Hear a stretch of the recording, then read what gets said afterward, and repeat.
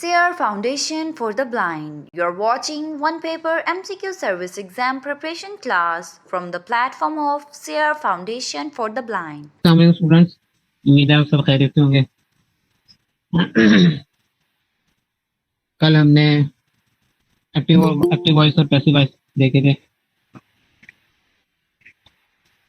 उम्मीद है आप सबको समझ में आ गए होंगे। उन सबको हम आज रिवाइज करेंगे और उसके साथ कुछ उनके अंदर एक्सेप्शंस हैं वो देखेंगे। फिर इम्पेरेटिव सेंटेंसेस, उनके अंदर एक्टिव वॉइस पैसिव वॉइस कैसे काम करते हैं ये देखेंगे। ठीक है, फिर हमारा ये टॉपिक भी वाइंड अप हो जाएगा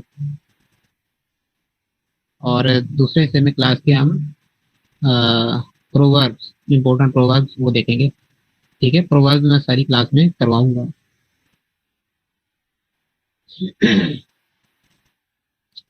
कल हमने एक्टिव वॉइस पैसिव वॉइस देखे थे। एक्टिव वॉइस के अंदर हमने एक थंब रूल पढ़ा था, वो ये था कि इसके अंदर सब्जेक्ट जो है वो ऑब्जेक्ट की जगह चला जाता है और ऑब्जेक्ट सब्जेक्ट पे चला जाता है पैसिव वॉइस बनाते हुए एक्टिव वॉइस से। एक्टिव वॉइस का जो सेंटेंस स्ट्रक्चर होता है वो क्या होता है? Subject, verb, object. जबकि पैसिव वॉइस में वही ऑब्जेक्ट, वर्ब, सब्जेक्ट। ठीक है, और दूसरी जो एक चीज है कल हमने नहीं पढ़ी थी एक्टिव वॉइस के बारे में, एक्टिव पैसिव के बारे में। पैसिव वॉइस सिर्फ उन जुमलों का बन सकता है जिनमें वर्ब ट्रांजिटिव यूज हो रही हो। यानी ट्रांजिटिव वर्ब, हमने वर्ब की टाइप्स पढ़ी थी, हमने पढ़ा था कि वर्ब दो तीन तरह की होती है, जिनमें से दो टाइप्स की ट्रांजिटिव और इनट्रांजिटिव वर्ब। इनट्रांजिटिव वर्ब वो होती है जिनके अंदर जो वर्ब होती है उसको रिक्वायर्ड नहीं होता ऑब्जेक्ट, यानी अपना एक्शन पूरा करने के लिए ऑब्जेक्ट रिक्वायर्ड नहीं होता। और ट्रांजिटिव वो होती है जिनके अंदर ऑब्जेक्ट आपको रिक्वायर्ड होता है।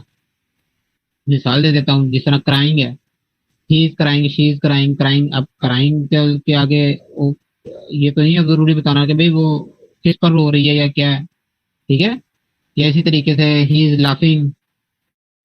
ठीक है, इसी तरीके से इट इज रेनिंग। ठीक है, बारिश हो रही है। अब कोई ऑब्जेक्ट ना, जो रेनिंग है इसको जरूरत नहीं है ऑब्जेक्ट अपने मीनिंग पूरा करने के लिए कोई ऑब्जेक्ट लाने की। ठीक है, इसके बरक्स मिसाल के तौर पे स्लैप यानी थप्पड़ मारना, ही स्लैप। अब तो ये तो इसको क्या इसका नाम है, कोई ऑब्जेक्ट चाहिए ना किसको मारा। ठीक है, या ही बीट, या इसी तरीके से फिनिश। ठीक है, फिनिश वर्क चाहिए, काम चाहिए यानी जिसको खत्म किया जाए। तो ये सारे क्या है, ये ट्रांजिटिव वर्ब है। ऐसे वर्ब जिनको ऑब्जेक्ट चाहिए अपना एक्शन पूरा करने के लिए, एक्शन के मानी पूरे करने के लिए, वो ट्रांजिटिव। हो जिन जो अपना मानी पूरे दे देते हैं वो इनट्रांजिटिव।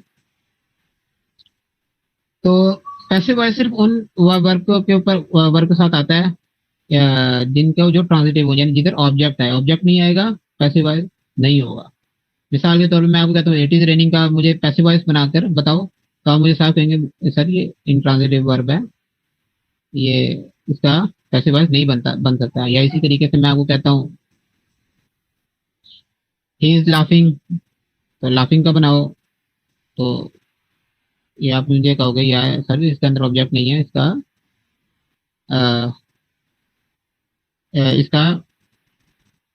पैसिव वॉइस नहीं बन सकता। ठीक है,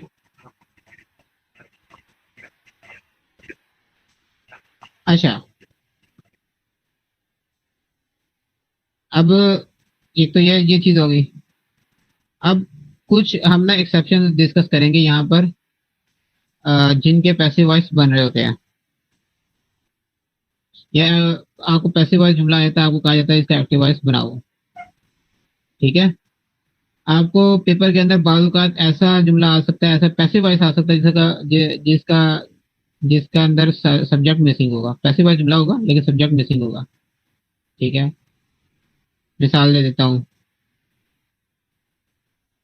क्या इसका नाम है,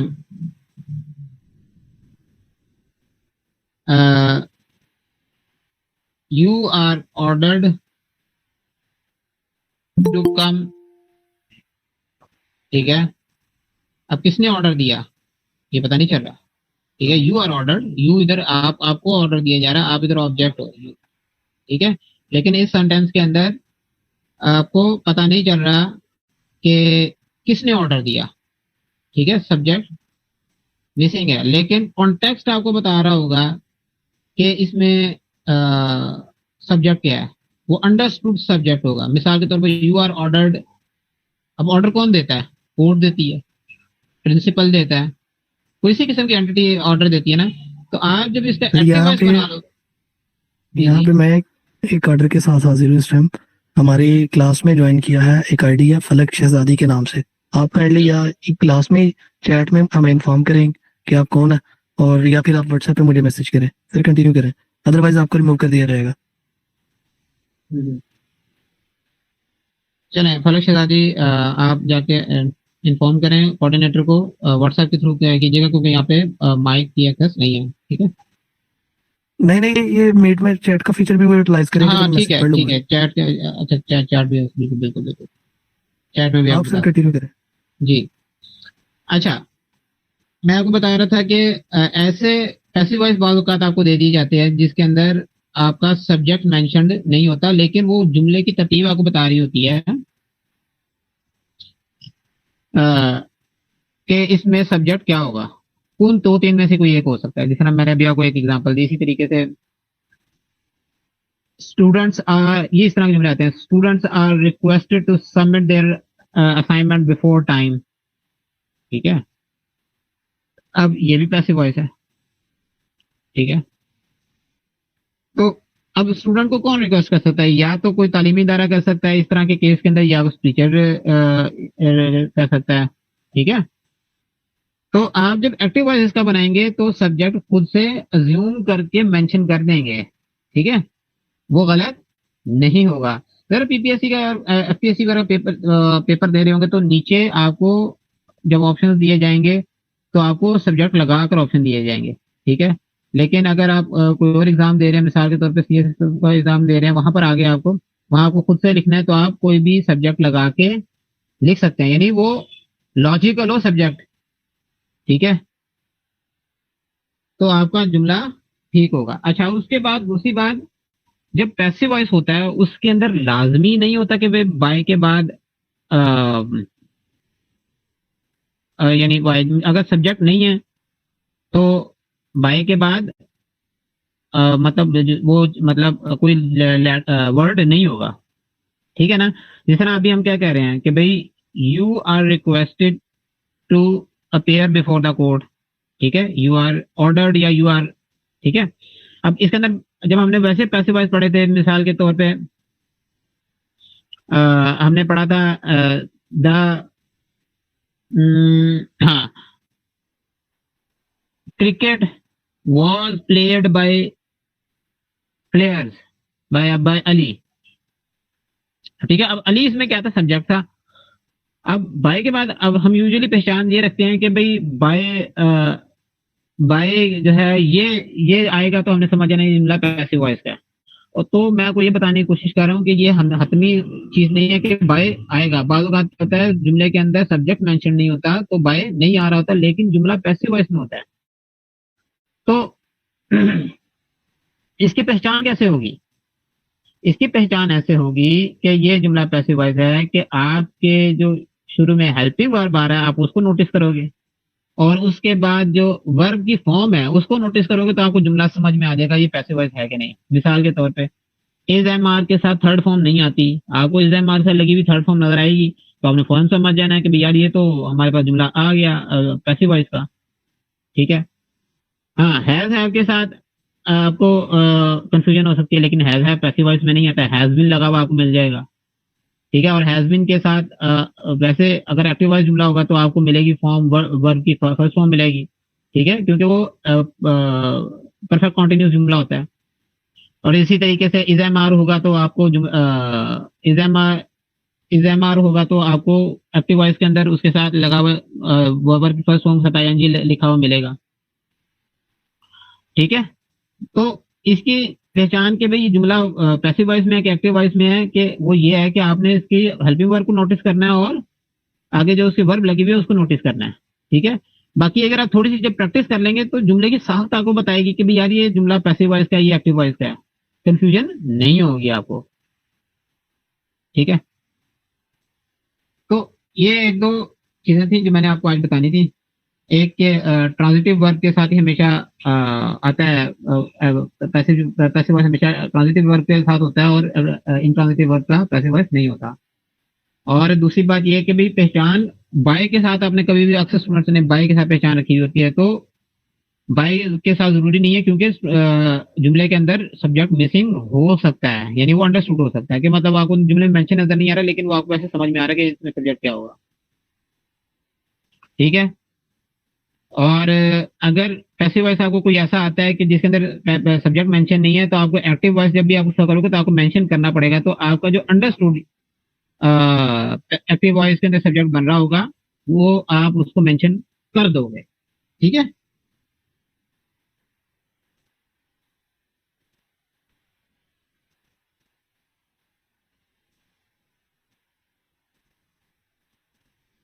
दो तीन एक्सेप्शनल एग्जांपल्स मैंने देखी थी, मैं जरा देखता हूँ, मैं फिर बहुत उनकी प्रैक्टिस करवाता हूँ।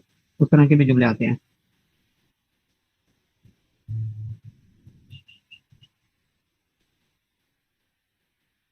हाँ, बाद वक़्त आपको कंपाउंड या कॉम्प्लेक्स जुमले भी देखने को मिल सकते हैं। मैंने आपको पढ़ाए थे कॉम्प्लेक्स और कंपाउंड जुमले। ऐसे ऐसे जुमले जिसके अंदर एक इंडिपेंडेंट और एक डिपेंडेंट क्लॉज हो, वो कॉम्प्लेक्स जुमला होता है, और जिसके अंदर दो एटलीस्ट टू इंडिपेंडेंट क्लॉज हो तो वो कंपाउंड सेंटेंस होता है। ठीक है, तो इस तरह के जुमले भी आपको टैकल करने पड़ सकते हैं पैसिव वॉइस बनाते हुए। तो उनको आप कैसे करोगे? मिसाल के तौर पर मैं आपको एक भी एग्जांपल देता हूँ। The accelerated car sped past the traffic and crashed into the van and killed two men। अब ये एक कंपाउंड सेंटेंस है, सॉरी कॉम्प्लेक्स जो हमारे पास जुमला है, क्योंकि इसमें एक इंडिपेंडेंट क्लॉज है, दो हमारे पास डिपेंडेंट क्लॉजेज आ रही है, ये कॉम्प्लेक्स जुमला है।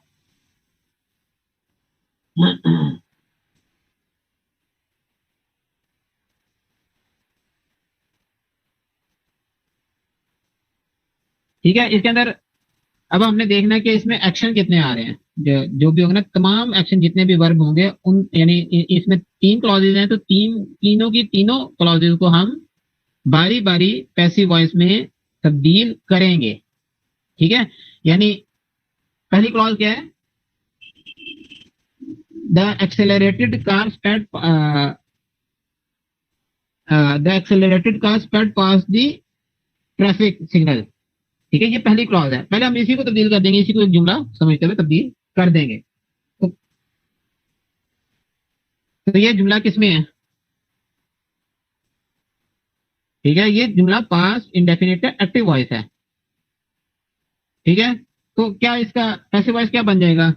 The the traffic signal was sped past by the car. ठीक है, ये हमारे पास पहला क्लॉज हो जाएगा।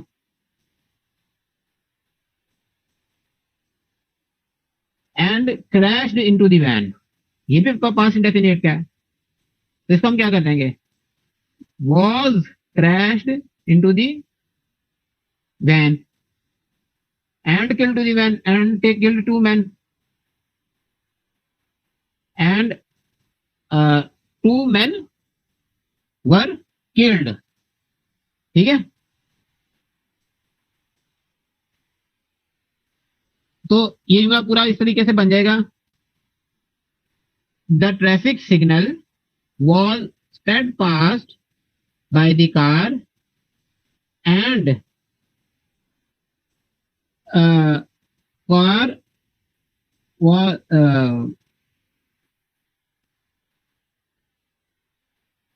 हाँ, एंड देन का लफ्ज भी हम लगा लेंगे। And then was crashed into the van, या खाली देन ना भी लगाएं तब भी गुजारा चलेगा। And crashed into the van and two men were killed। यूं ये पैसिव वॉइस बनेगा। ठीक है। तो आपने घबराना नहीं है, अगर आपको पेपर के अंदर कोई कॉम्प्लेक्स जुमला आ जाता है या कंपाउंड जुमला आ जाता है तो उसको आप टैकल इस तरीके से करना है कि उसके अंदर जितने भी उसकी क्लॉजेज होंगी तमाम को आप फर्दन फर्दन पैसिव वॉइस के अंदर तब्दील करेंगे। अच्छा, अब आज हमने जो पढ़ना था वो पढ़ने हैं हमने इंपेरेटिव जुमले। इंपेरेटिव जुमले कौन से होते हैं ये हमने पढ़ा था, वो जुमले जिनके अंदर कमांड, रिक्वेस्ट या एडवाइस की जाए। मिसाल के तौर पे ओपन द डोर, मिसाल के तौर पे डोंट क्राई, मिसाल के तौर पे डोंट लाफ। इस तरह के जो जुमले होते हैं, या इसी तरीके से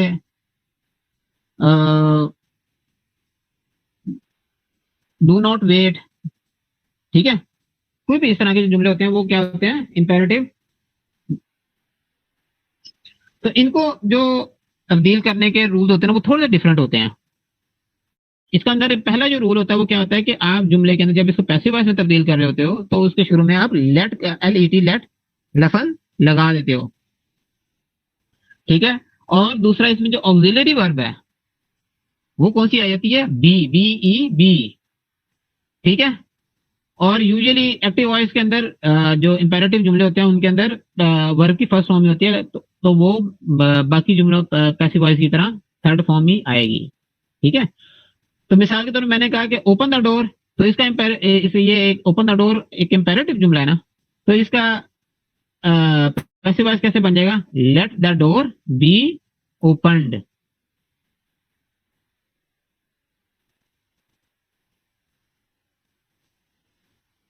तो मैं आपको ना थोड़ी सी और एग्जांपल वगैरह दिखाता हूँ, ये निकाल रहे थे।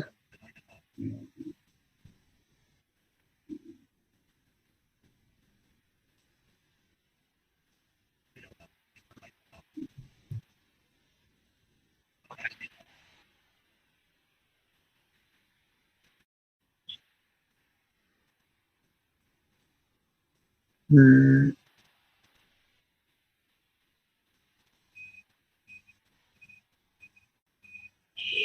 हाँ, और क्या एग्जांपल है, फिनिश द टास्क। तो इसके पैसिव वॉइस क्या होगा, let the task be finished. Do not waste the time, do do not waste the time, इसका क्या पैसिव वॉइस होगा, let the time not be wasted. Close the door, let the door be closed. Wash the shirt, let the shirt not be, sorry, let the shirt be washed, ठीक है। इसी तरीके से do not wash the shirt, तो इसका क्या होगा, let the shirt not B washed,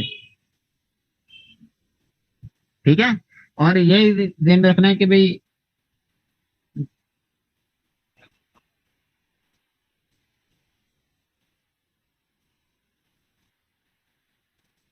हम्म, ठीक है, ये तो कुछ एग्जांपल थी इसकी। तो एक्टिव और पैसिव में से आपका कोई क्वेश्चन हो तो अब आप कर सकते हैं, एडमिन प्लीज इनको अनम्यूट कीजिएगा।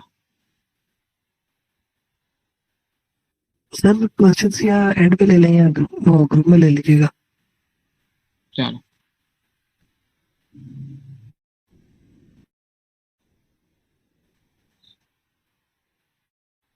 चलो स्टूडेंट, होपफुली आपको एक्टिव और पैसिव की समझ आई होगी।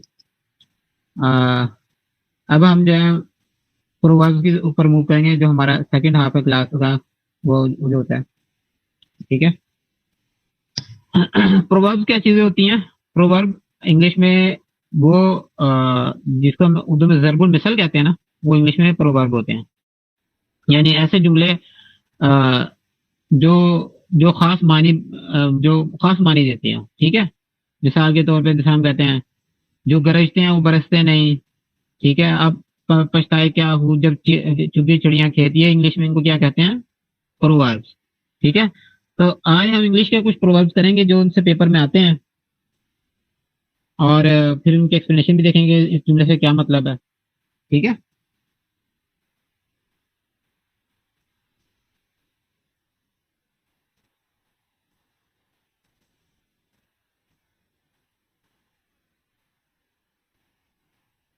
जी स्टूडेंट्स, ये मैंने निकाल लिए। पहला क्या है?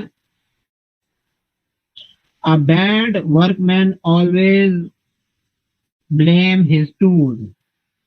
ठीक है, a bad workman always blame his tool. अब आपको पेपर के अंदर क्या आएगा? पेपर के अंदर यूं आ जाएगा एक कि इससे क्या मुराद है, इससे भी आ सकता है कि इससे क्या मुराद है, कि आपको नीचे चार ऑप्शन दे दिएंगे भी इसका मतलब क्या, और ये भी आता है कि a bad workman blames dash या ब्लेम हिज डैश। ठीक है, यानी इस तरीके से भी आ सकता है कि अब आपको नीचे चार ऑप्शन देगा, टूल, वाइफ या हाउस या एनिमी। ठीक है, तो इसका मतलब क्या है? नाच ना जाने आंगन टेढ़ा है, यानी एक ऐसा बंदा जिसको काम नहीं करना आता लेकिन वो ब्लेम किसी और चीज को कर रहा होता है। मिसाल के तौर पे मुझे पढ़ाना ना आता हो तो मैं क्या कह रहा हूँ, और यार जो इंटरनेट ही नहीं ठीक, ये यार ये जो क्या इसका नाम है, मेरा मटेरियल है यही खराब है। ठीक है, यानी आपको काम करना नहीं आता और आप ब्लेम किसी दूसरी चीज से कर रहे हो।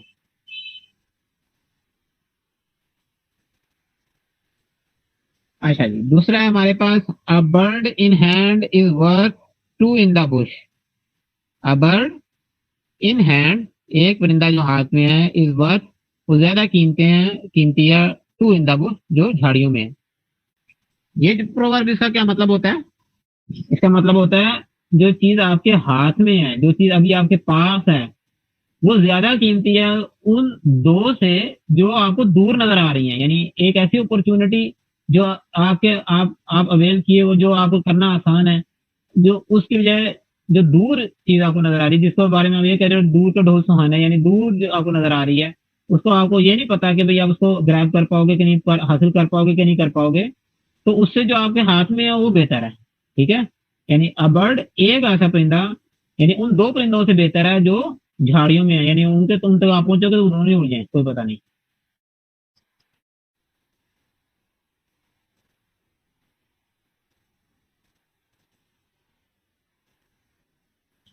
एब्सेंस में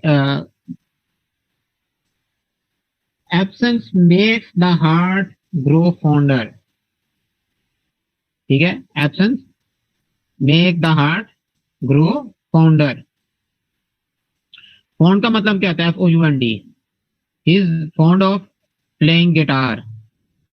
मिसाल के तौर पे फॉन्ड ऑफ का मतलब होता है पसंद करना। ठीक है, तो इस जरूर मिसल का मतलब यह है कि वो आपने उर्दू में सुना नहीं है कि कदर खो देता है रोज का आना जाना। ठीक है, यानी आप ये चाहते हो कि आपके आपके लिए मोहब्बत, आपके लिए मतलब शनासाई बढ़े, तो आप क्या करो, आप दूर हो जाओ, आप वहां से एब्सेंट हो जाओ। ठीक है, यानी आपकी गैर मौजूदगी आपके लिए आपकी इज्जत, आपका वकार या आपके लिए मोहब्बत बढ़ा देगी। ठीक है, तो इसको इंग्लिश में क्या कहते हैं? Absence make the heart grow fonder.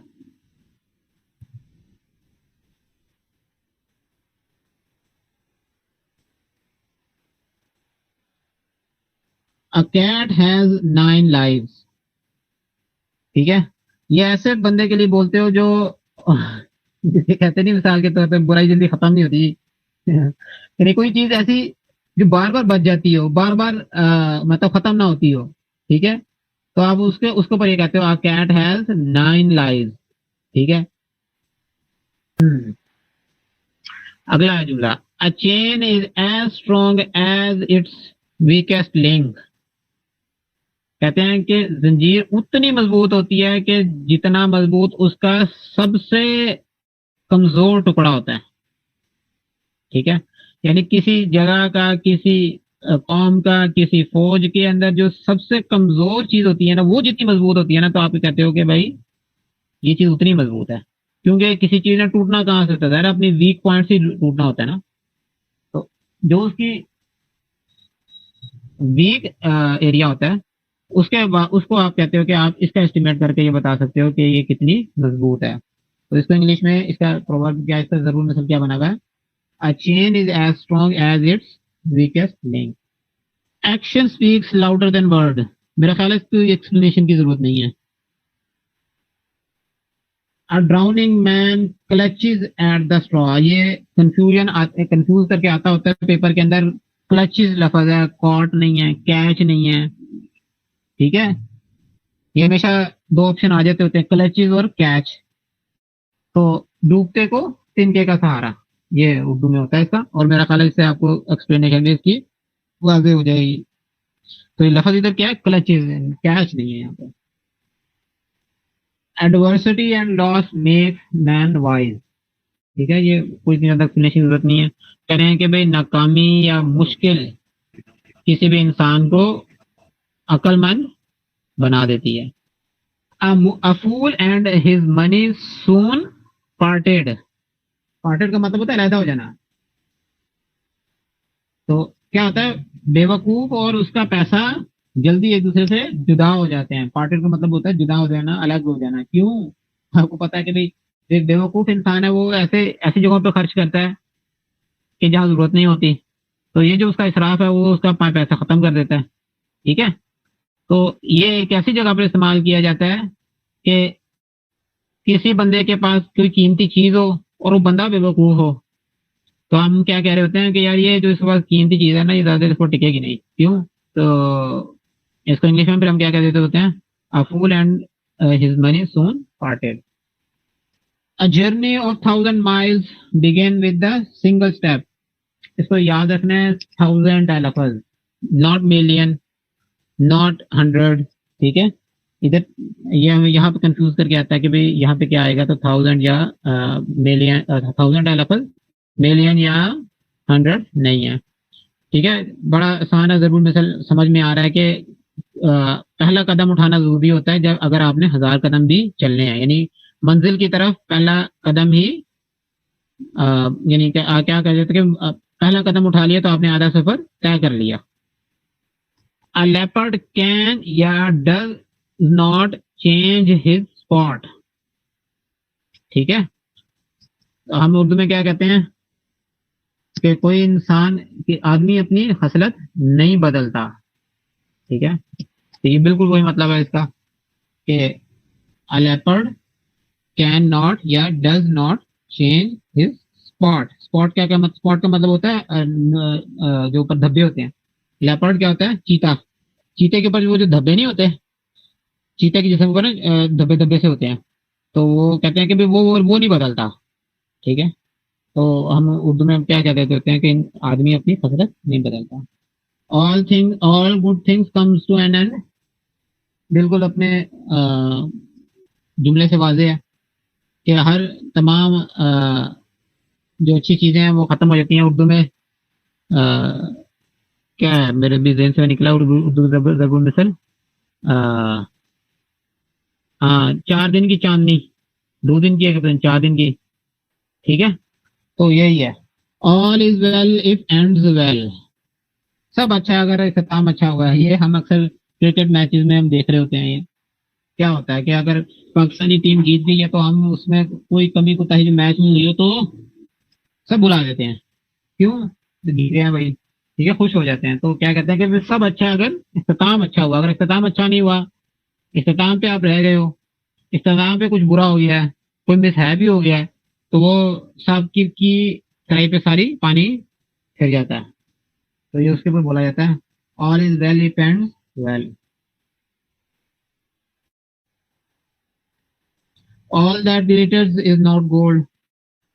हर चमकती चीज सोना नहीं होती, ठीक है।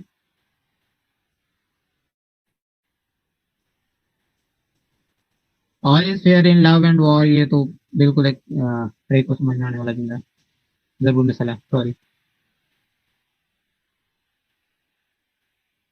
Always put your best foot forward. हमेशा अपना अपना जो बेस्ट है, यानी अपना 100% है, उसको देने की कोशिश करो। यानी हमेशा फुल पोटेंशियल के साथ कोशिश करो ताकि कामयाब हो।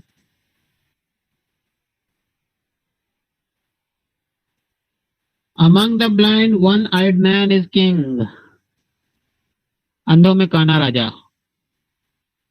ठीक है, इंग्लिश में बिल्कुल उससे ऐसा लग रहा है जैसे ट्रांसलेशन है। Among the blind one eyed man is king. ठीक है, कहीं वन आइड मैन है और वन आइड है खाली। ठीक है, कहीं आपको ये भी देखने को मिल सकता है मैन का नाउ। ठीक है, वन आइड इज किंग।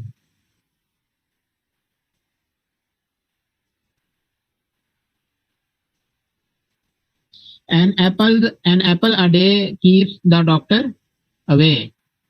ठीक है, तो यानी रोजाना का एक सेब, यानी कोई चीज आपको मेडिसिन दी जाए या कोई चीज ऐसी दी जाए जिससे आप सॉरी, यानी कोई चीज आपकी मेडिसिन नहीं, कोई चीज ऐसी जो आपको तंदुरुस्त रखती हो, तो आप उसको क्या करोगे, इसको रोजाना लो ताकि बीमार ना हो। ठीक है, यानी ऐसे ऐसी चीज के लिए इस्तेमाल होता है। ठीक है, an apple a day, an apple a day keeps the doctor away, यानी एक रोजाना का एक सेब डॉक्टर को दूर रखता है। यानी कोई भी हेल्दी चीज जिसको आप रोजाना लो, क्या इसका नाम है, और वो बीमारी को यानी डॉक्टर को दूर रखता है। मिसाल के तौर पर एक्सरसाइज को कह सकते हो कि भाई daily exercise is a good habit as an apple a day keeps the doctor away. ठीक है,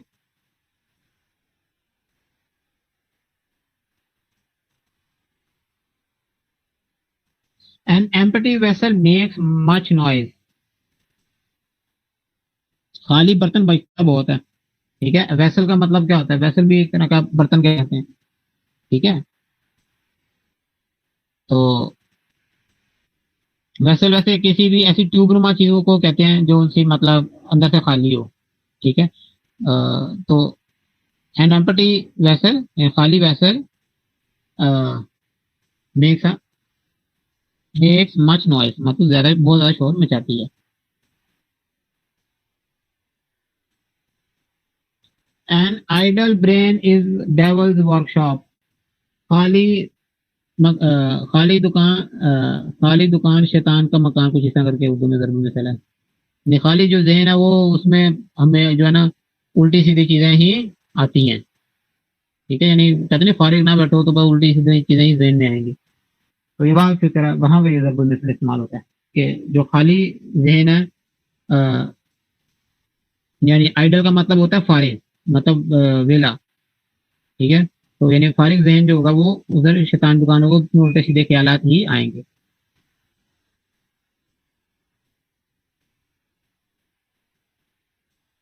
N ounce of protection is worth pound of cure. Ounce ये भी मेजरमेंट का एक यूनिट है। ठीक है, छोटा, और पाउंड है ये बड़ा यूनिट है, यानी जिस तरह ग्राम और किलोग्राम होते हैं ना, इसी तरीके से पाउंड और आउंस होते हैं। तो क्या कह रहा है वो, अगर आप किसी एहतियात इलाज से बेहतर है, ये बिल्कुल वही जुमला है। ठीक है, यानी अगर आप थोड़ी सी एहतियात करोगे तो वो बहुत सारे इलाज से बेहतर है।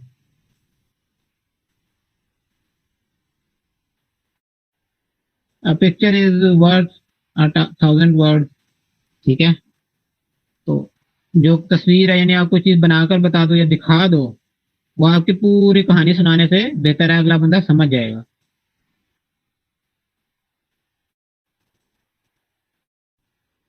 Appearances can be deceptive. ठीक है, या इसी तरीके से एक और भी आता है, डू नॉट जज the book by its cover. ठीक है, तो यानी क्या है कि भाई जाहिर चीज से मुतासिर ना हो या उस पर यकीन ना करो, ये आ, धोखे पर मबनी हो सकती है।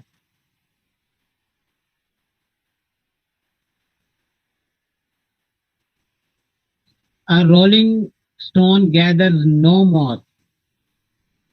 ठीक है, ऐसा बंदा जो कहते नहीं है ये बंदा किसी घड़े का ढक्कन नहीं है, तो ये उसके लिए होता है। तो घड़े का ढक्कन ना होना इसको कहते हैं रोलिंग स्टोन। तो ये पूरा सरगुन मिसल पे क्या बन जाता है, गैदर्स नो मॉस, यानी उसका फिर कोई वजन नहीं होता, कोई उसका एतबार नहीं, यानी ऐसा बंदा जो जो कहीं टिकता ना हो, एक बात ना करता हो, सही है, उसका एतबार फिर कोई नहीं करता। ठीक है, तो आप उसको क्या कह देते हो, कि rolling stone gathers no no moss, यानी ये बंदा कहते हैं ये बंदा किसी गड़े का ढक्कन नहीं है। तो ये उसके लिए होता है।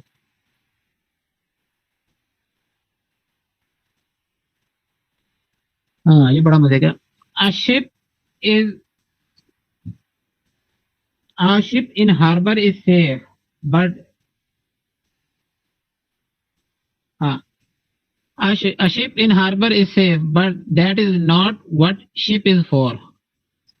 ठीक है, हार्बर कहते हैं समंदर के अंदर वो जगह, समंदर का वो किनारा जहां पर आके शिप लंगर अंदाज होते हैं ना, बहरी जहाज लंगर अंदाज होते हैं, रुकते हैं, खड़े होते हैं, उसे हार्बर कहते हैं। ठीक है, तो क्या कह रहा है कि भाई जो बंदा जिसमें वो अलामा इकबाल का शेर नहीं है, गिरते हैं शाह सवारी मैदान जंग में, वो तिफल क्या गिरे जो घुटनों के बल चले। यानी जो हार्बर जो शिप है वो कहाँ से सेफ है, वो अपने उस किनारे पर सेफ है जहां पे वो लंगर अंदाज है। लेकिन शिप को इसलिए थोड़ी बनाया गया है कि भाई वो उधर ही लंगर अंदाज रहे, वो तो समंदर में तैरने के लिए, चलने के लिए बनाया गया है। समंदर में वो चलेगा तो इसके इम्कानात भी ज्यादा है कि वो डूबेगा। ठीक है, तो कोई भी चीज ऐसी है कि जो सेफ तो अपने किसी और हालत में हो, ऐसे काम में हो जो उसे उसे ना लेना ना मकसूद हो।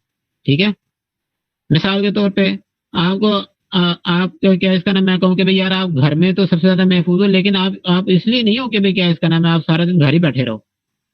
ठीक है, बाहर निकलो, काम करो, दुनिया देखो। ठीक है, आपको इसलिए बनाया गया है।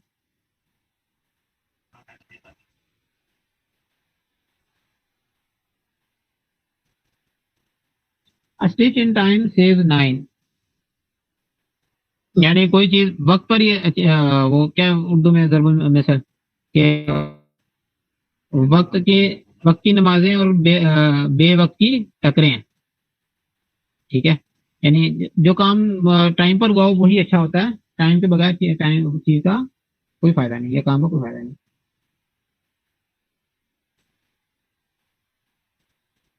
As you sow so shall you reap, जो बोगे वही काटोगे। सो का मतलब बोना, रीप का मतलब काटना, हार्वेस्ट करना है। ठीक है, as you sow so shall you reap.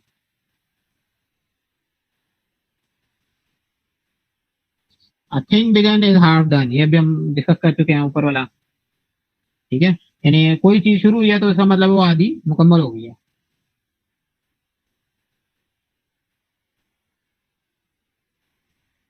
Barking dog seldom bite, जो गरजता है वो बरसता नहीं। मेरा ख्याल है इसकी मजीद कोई एक्सप्लेनेशन जरूरत नहीं है।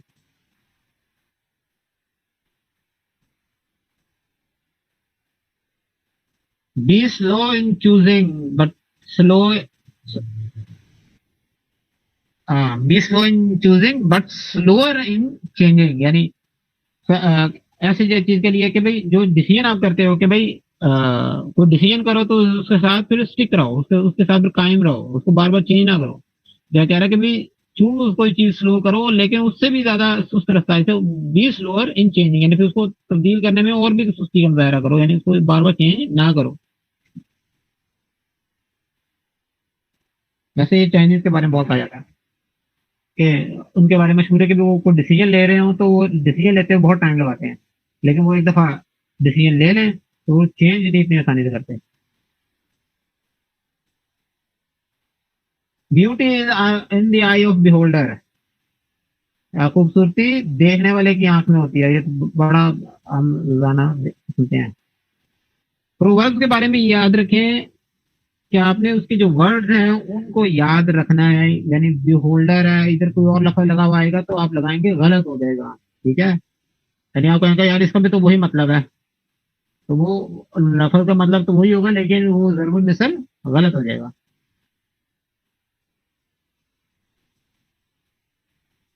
Beauty is only skin deep, ये बिल्कुल अपने मतलब से वाजे हो रहा है कि भाई जो खूबसूरती होती है वो सिर्फ जाहिरी होती है, अंदर कुछ नहीं होता। ठीक है, यानी सिर्फ जिल्द की जितनी गहरी होती है, जिस तरह जिल्द जो खूबसूरती है वो जिल्द तक ऊपर ऊपर ऊपर ऊपरी सतह पर है ना, तो वो ये कह रहा है कि भाई जो खूबसूरती है ऊपरी ऊपरी सतह पर रहती है, अंदर नहीं होती। अंदर अंदर इंसान वही होता है जो असल होता है। ठीक है, तो ऐसा उस जगह पे बोला जा रहा था जहाँ आपने ये कहना हो कि भाई यार ठीक है वो खूबसूरत है, लेकिन जो खूबसूरती उससे जाहिरी होती है।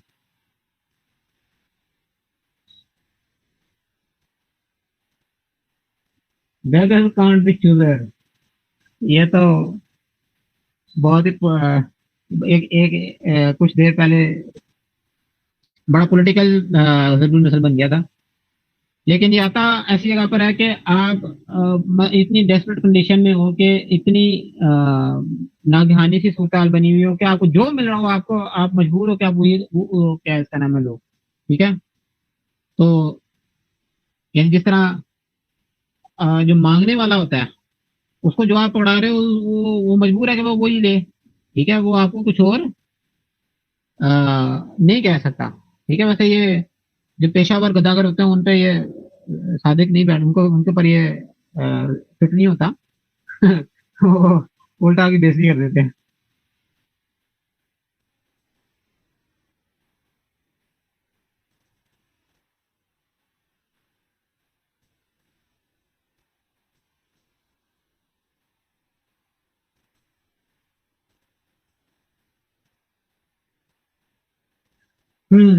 Better later, better late than never. ये जो तेज ड्राइविंग कर रहे होते हैं ना उनके लिए है कि भाई देर से पहुंच जाओ, इससे बेहतर है कि पहुंचो ही ना। और बस इससे मुझे वो याद भी आ गया कि कल इसी तरीके से मेरा अ, जो बचपन का दोस्त था मेरे घर के सामने रहता था, उसकी कल डेथ हुई, इसी तरीके से एक्सीडेंट हुआ और किसी को पता नहीं चला। आज आगे पुलिस ने बताया। तो इसीलिए रैश ड्राइविंग ना करें कभी भी।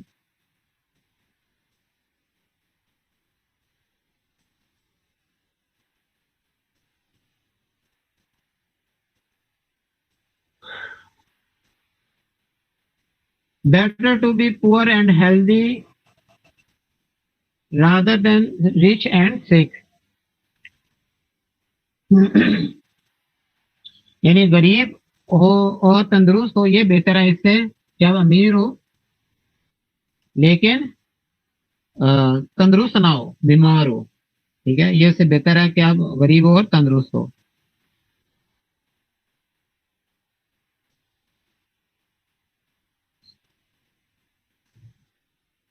Better to wear out than to rust out. कोई चीज हो आपने संभाल के रखी हुई हो तो आप उसको इस्तेमाल ना करते हो, वो पड़ी पड़ी खराब हो रही हो तो ये उसको उसके इस्तेमाल होते हैं। कहते हैं कि इसको बेहतर है इस्तेमाल कर लो बजाय कि पड़ी पड़ी खराब हो जाए। ठीक है। तो उसके लिए फिक्र ये कहते हैं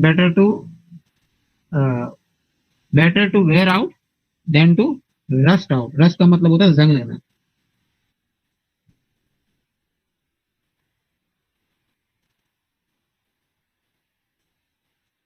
blood is thicker than water.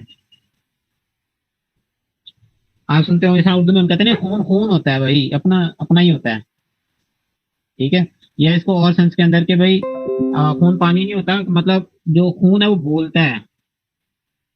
ठीक है। तो इस तरह दोनों सिचुएशन के लिए या आप इसको इस्तेमाल करते हो blood is thicker than water, यानी खून की अहमियत ज्यादा होती है। ठीक है। खून अब बोल पड़ता होता है, यानी खून का पता चल जाता है। खून अगर कहीं बहे तो पता लग जाता होता है। जिस तरह पानी बह जाए या हो जाए तो पता नहीं ना लगता, कोई इतना नोटिस नहीं करता। लेकिन कहते हैं कि खून के बारे में ऐसा नहीं होता, वो कहीं बहे तो बोल पड़ता है, उसमें शोर से पता लग जाता है कि भाई ये कुछ हुआ है। ठीक है। और दूसरे इसके अंदर वो भी आ सकता है कि भाई अपना अपना होता है और गैर गैर होता है। ठीक है, यानी खून का रिश्ता ही होता है। इन दोनों सेंस के अंदर ये इस्तेमाल होता है। ठीक है, blood is thicker than water. Cleanliness is next to godliness. Cleanliness सफाई इज नेक्स्ट टू गॉडलीनेस खुदाई। गॉडलीनेस को कहते हैं, यानी वो सफाई ने माना में सुनते नहीं। तो ये उसके लिए cleanliness is next to godliness.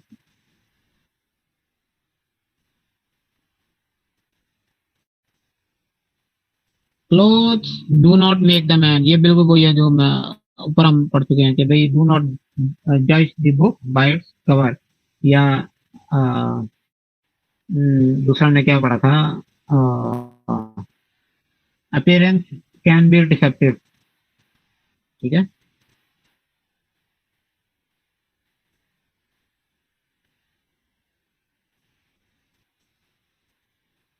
Cowards die many times before their death. बुज़दिल अपनी मौत कई मरतबा मरते हैं मरने से पहले। वो टीपू सुल्तान का फिक्रा मशहूर है कि शेर की एक दिन की जिंदगी गीदड़ की 100 साल जिंदगी से बेहतर है। तो ये बिल्कुल वही जरूरी मिसल है।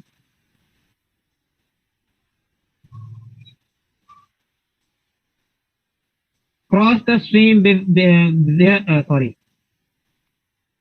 Cross the stream where it is shallowest. Shallowest का मतलब होता है सबसे ज्यादा तंग, सबसे ज्यादा कम, यानी कहता है कि भाई काम वहां से करो जहां से सबसे ज्यादा कम हो, यानी सबसे करना आसान हो। यानी नदी पार करना वहीं से आसान है जहां से वो सबसे तंग है या सबसे कम है। ठीक है, यानी जहाँ वाइड होगी, गहरी होगी, चौड़ी होगी, वहां से मुश्किल होगा। ठीक है, तो काम करते वहां से करो जहां से करना आसान हो। या एक और जरूरी से है कि first plug low hanging fruit. ठीक है, यानी जो लो हैंगिंग फ्रूट क्या होता है कि ऐसा फल जो नीचे लटक रहा हो, ठीक है, उसको जरा उतारना आसान है। तो ऐसा काम करना आसान है जो मतलब देखने में कम लग रहा हो। ठीक है।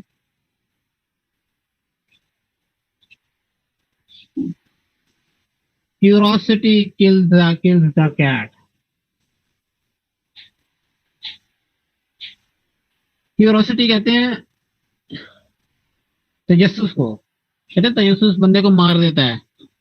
ठीक है, तो ये ऐसी जगह के क्या इसका नाम है, कोई बंदा पागल हो जाए किसी चीज को खोजने में, खोजता जाए खोजता जाए खोजता जाए। किसी मतलब हम कहते हैं ना कि भाई बाल चीजें ऐसी हो जिन पे पर्दा रहे तो ही बेहतर है, तो उनको भी कुरेदे, तो उसके लिए इस्तेमाल, मतलब वो कुरेदे तो एंड पे उसका अपना ही नुकसान हो जाए, कुरेदते कुरेदते उसका अपना ही नुकसान हो जाए उसके कुरेदने के चक्कर में। तो उससे कहते हैं क्यूरोसिटी किल्स द कैट, यानी जो तजस्सुस है उसने बिल्ली को मार दिया।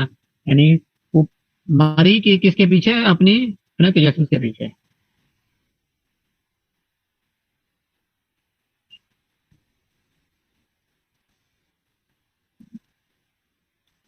Curses like chickens come home to roost।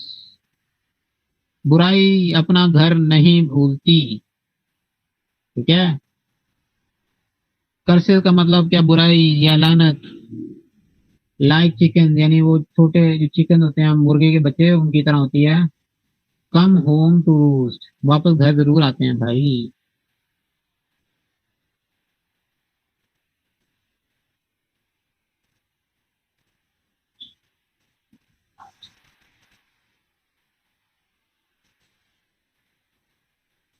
Discretion is the better part of valour. Discretion का मतलब होता है डिस्क्रीट होना, डिस्क्रीट क्या, एहतियात करना, केयरफुल होना।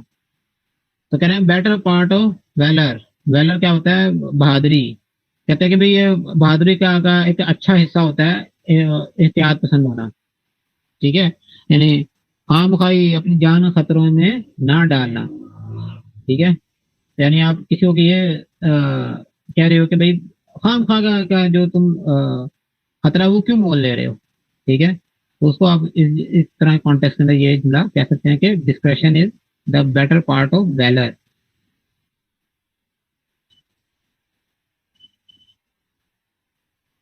Don't bite off more than you can chew. Bite off का क्या मतलब होता है, काटना। मोर देन यू कैन चू, यानी उससे ज्यादा नहीं जो कि तुम चबा सको। वो पंजाबी का नहीं है कि जात दी किल्ली ते शतीरा नु जफे। यही अपनी औकात से ज्यादा जो है ना काम ना करो या किसी को चैलेंज ना करो। Don't bite the hands that feed you. ठीक है, उस हाथ को मत काटो जो तुम्हें खिला रहा हो। ठीक है,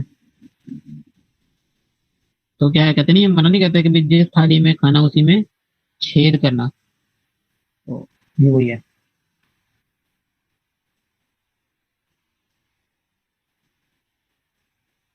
don't blow your own trumpet, अपने मुंह आप मियां मिट्टू, यानी अपनी जो अच्छाइयां वो खुद ही शोर मचाता फिरना, खुद ही उनके बारे में अपना अपने आप को मतलब अपनी अच्छा अपना अपनी कामयाबी अपना जो अचीवमेंट है उसी ऊपर ही ढोल बजाते फिरना। तो कहता है don't blow your own trumpet, trumpet कहते होते हैं ढोल को ही।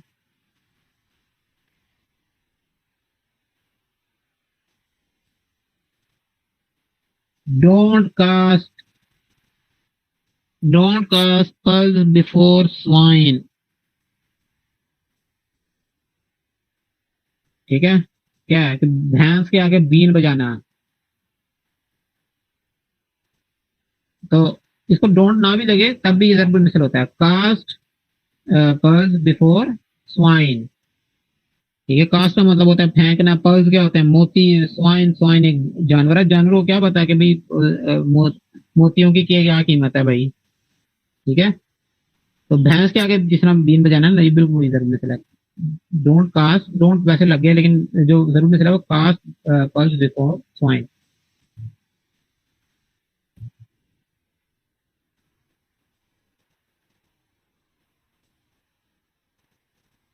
Don't count your chicken before they hatch, यानी उससे पहले अपना प्लान या अपनी बात या अपना मंसूबा रिवील ना करो कि जब वो पूरी हो जाए, ठीक है। Don't count your chicken before they hatch, यानी अपने जो मुर्गी के बच्चे हैं उनको काउंट ना करो कि जब तक वो अंडे से बाहर ना आ जाए, ठीक है। यानी बात को मुकम्मल होने से पहले उसके बारे में शोर मत मचाओ। सर 10 बज के 2 मिनट हो गए हैं। 10 बजे नहीं जी, पूरे 50 भी हो गए यार, ये 50 था